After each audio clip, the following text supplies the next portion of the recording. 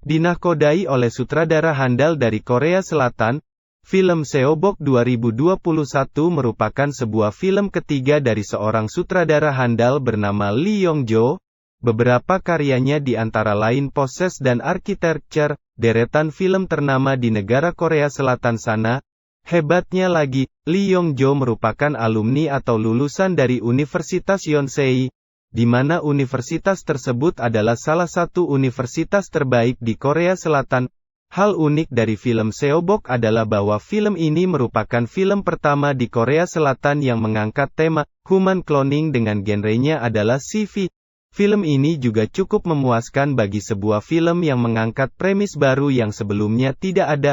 Alur cerita dari film Seobok ini sangatlah menantang dan menegangkan, bahkan terdapat beberapa adegan aksi yang sangat mengagumkan, dan dijamin akan membuatmu berkata, "Wow," begitu kamu melihatnya.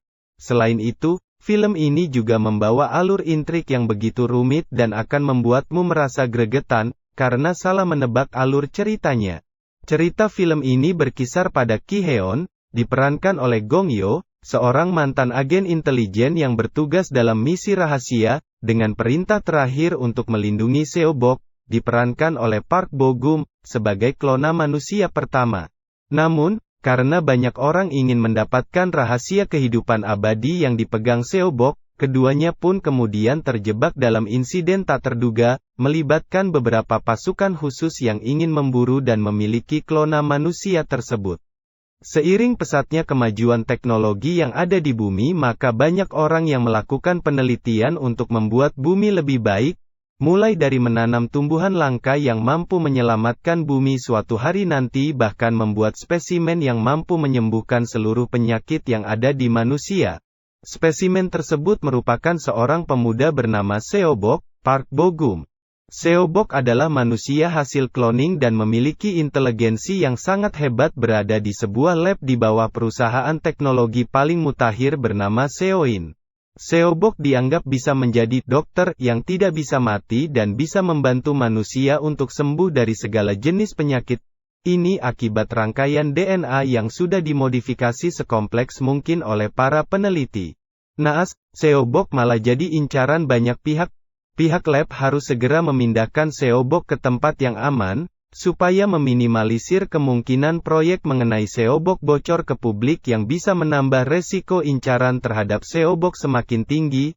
Akhirnya perusahaan lab tersebut meminta bantuan seorang mantan agen terbaik di Korea yang sudah pensiun muda bernama Ki-hun, Gong Yoo. Ki-hun bingung bukan main, kenapa ia harus dipanggil dan terlibat lagi dalam sebuah misi?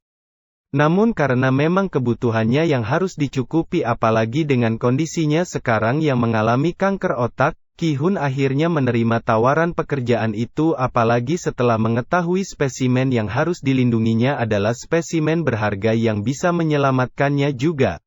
Ki-hun akhirnya segera berangkat untuk memindahkan Seobok.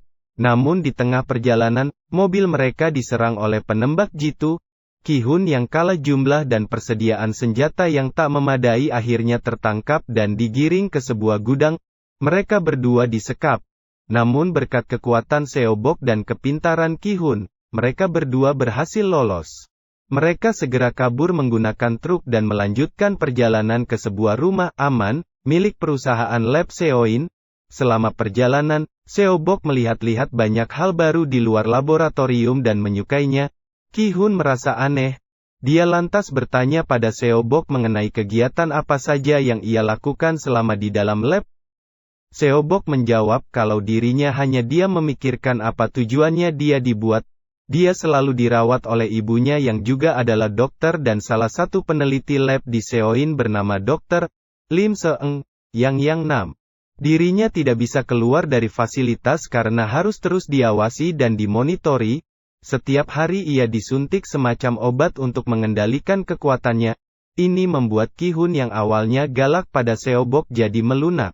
Meski sempat berulang kali bertengkar, Seobok tetap tidak bisa ditinggal, begitu juga Ki-hun yang tidak bisa melepaskan Seobok begitu saja, karena Ki-hun menganggap bahwa Seobok adalah token hidupnya.